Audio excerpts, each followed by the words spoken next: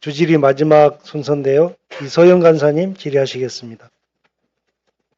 네, 장관님, 네. 앞서 몇 분이 질문하시기도 했는데요. 오늘 아침에 7월 고용통계 나왔더라고요. 네, 청년층 취업자는 19만 명 줄어 45개월째 감소세를 이어갔다.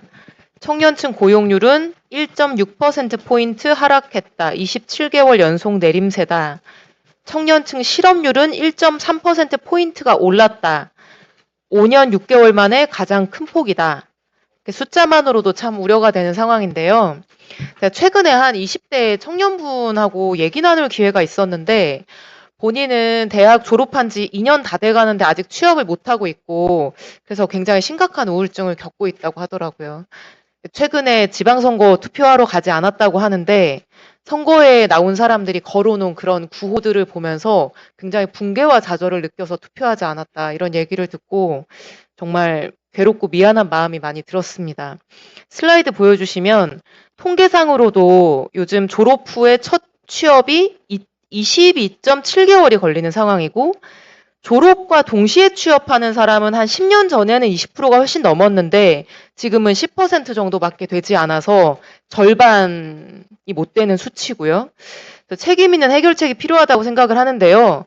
근데 오늘 장관님이 이 청년 실업률 증가에 대해서 하신 답변들이 저는 공감이 잘 안 됩니다. 청년 고용률 왜 계속 떨어지냐 이렇게 질문하니까 기업들이 경력직을 선호하게 돼서 그렇다 이렇게 답변을 하셨어요. 맞나요? 예, 그것도 하나의 중요한 요인으로 파악하고 있습니다. 그러니까 저는 그 답변을 들으면서 마치 지금의 이 계속된 청년 고용 감소가 경력직을 선호하는 기업들 탓이라거나 경력이 없는 취업자들 탓을 하는 것처럼 들렸거든요. 근데 기업들이 왜 경력직을 선호한다고 생각하세요?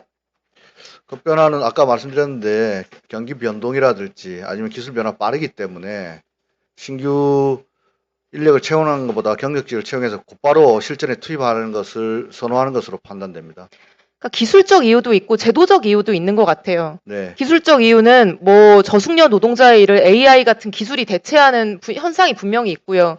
이건 어쩔 수 없는 측면이 있다고 생각하는데 사실 제도적인 이유도 있는 것 같아요. 과거에 비해서 성장률이 낮아지고 있으니까 기업들은 고용을 마냥 늘릴 수가 없고 근데 고용이 경직적이니까 한 번 뽑으면 뭐 내보낼 방법도 없고 그러니까 아직 검증되지 않은 신입 인력 채용하는 거에 비해 채용하는 것이 굉장히 신중해질 수밖에 없는 그런 영향도 있어 보이고요. 그래서 저는 고용노동부가 이게 아주 구조적인 원인에 기한 현상인 것 같은데 이 구조적인 원인에 대해서 인식과 대책을 제대로 가지고 있는 것인지 아직은 잘 모르겠는데요. 한 가지 기사를 소개해드리고 싶은데 슬라이드 보여주시면 이화여대 대학신문에서 최근에 나온 이제 청년 뉴딜을 비판하는 기사인데 제목이 청년 뉴딜에 뉴도 없고 딜도 없다. 학생들 인터뷰 내용이 담겨 있는데 뭐 이런 내용입니다. 2호 학번의 모 학생. 청년들이 체감하는 가장 큰 문제는 경험 부족이 아니고 취업 시장의 구조적인 경쟁 심화와 일자리 부족이다.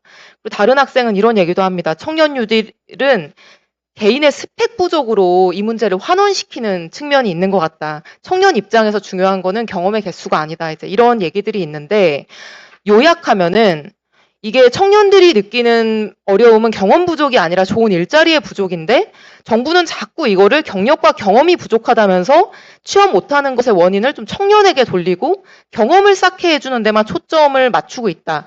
이런 지적으로 이해가 됩니다. 그래서 장관님의 의견하고는 좀 다른 견해도 있다는 거를 한번 보시면 좋을 것 같아서 말씀드리고요. 그래서 제가 청년 뉴딜 내용을 좀 봤어요. 근데 23,000개의 일경험을 제공해서 경력 형성의 출발선을 제공하겠다 이렇게 돼 있고 2만 개가 가치 창출형 공공 일자리 경험 프로젝트 이런 거더라고요. 맞나요?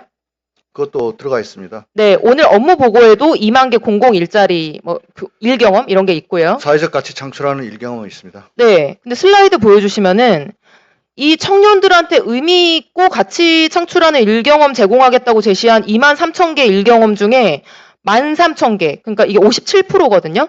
이게 국세청 체납관리원하고 농지 전수조사 인력의 전체를 다 2만 개의 산입을 해놨더라고요. 맞나요? 그렇습니다.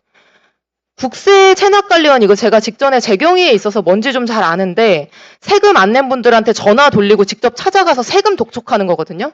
그렇습니다. 농지조사, 논밭 돌아다니면서 농사 짓고 있는 거 뭐 확인하는 거예요. 이게 정부가 말하는 가치 창출형 일 경험이고 경력 사다리인가요? 이걸 이력서에 써가지고 경력 사다리로 사용할 수 있는 일 경험인가요?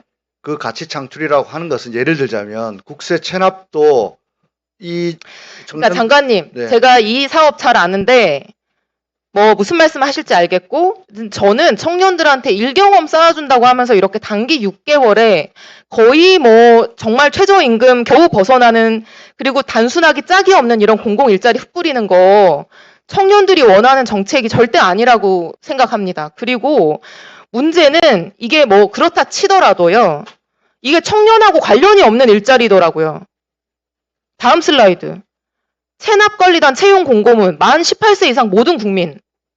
이게 어떻게 청년 뉴딜에 9,500개가 다 청년 뉴딜을 2만 개에 포함이 될 수가 있습니까? 거짓말 아니에요? 다음 슬라이드. 체납관리단 9,500명 전체 중에 5,400명이 채용 완료됐거든요? 20대, 30대 다 합쳐서 40%밖에 안 돼요. 왜냐? 채용 공고가 그냥 18세 이상으로 났거든요? 농지조사원도 한번 볼까요? 이거 제가 노동부에 질의를 했더니 우리 부 소관 아니어서 모른다 이렇게 답변이 왔고요. 농림부에 질의하니까 오늘 답변 자료 왔는데 다음 슬라이드. 연령별 통계 구분 없음. 이것도 18세 이상 모든 국민으로 채용 공고가 났어요.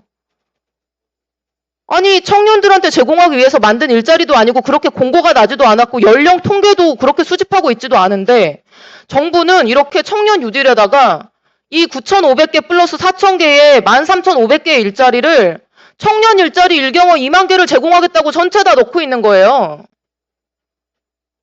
이런 일자리가 좋은 일자리라고 생각도 안 하지만 이거는 너무 청년들을 바보로 아는 거 아닙니까? 장관님 한번 답변해 보시겠어요? 어떻게 정부에서 청년을 바보로 그럴 리는 없고요. 제가 살펴보겠습니다. 국세청하고 아마 농림부에서 그런 일자리를 공고한 건데 더 세밀하게 살펴보겠다는 말씀 드리고요. 우리 부처에서는 전 부처에서 이러한 사회가치형 부처에서 창출해내는 일자리들을 모아서 주관하는 업무를 하고 있습니다. 제가 책임을 회피하려고는 하는 건 아니고 말씀 주신 대로 실제로 청년하고 불일치한다면은 관련 부처에 오늘 주신 말씀을 전달하기로 하고요. 꼭 드리고 말씀은 한 번도 청년의 일자리 문제를 개인의 문제로 취한한 적은 없습니다. 구조적 문제라고 저희들도 생각하고 있고 이 구조적 문제를 해결하기 위해서 나라가 어떤 일을 해야 될 것인가 고민하도록 하겠습니다. 저는 고용노동부가 보호해야 하는 노동권이 이 일자리를 가지고 있는 분들의 보호를 높이는 것도 노동권이지만 노동시장에 진입해서 일하고 있는 사람들에게 적정한 일자리를 제공하는 것도 이 시대에 정말 중요한 노동권이라고 생각하고요. 이 상임위 처음 와서 첫 질의 노동부에 하는 건데 앞으로 저는 노동부가 추진하는 모든 정책을 노동시장 신규 진입자와 진입 예정자의 관점에서 생각해보는 것을 제 역할을 삼을 것이라는 말씀을 드리겠습니다. 네, 너무 공감합니다. 일할 기회조차 얻지 못하는 분들에 대해서 일할 기회를 주는 것이 고용노동행정의 가장 핵심 업무라고 인식하겠습니다. 예, 이소영 의원님 수고하셨습니다.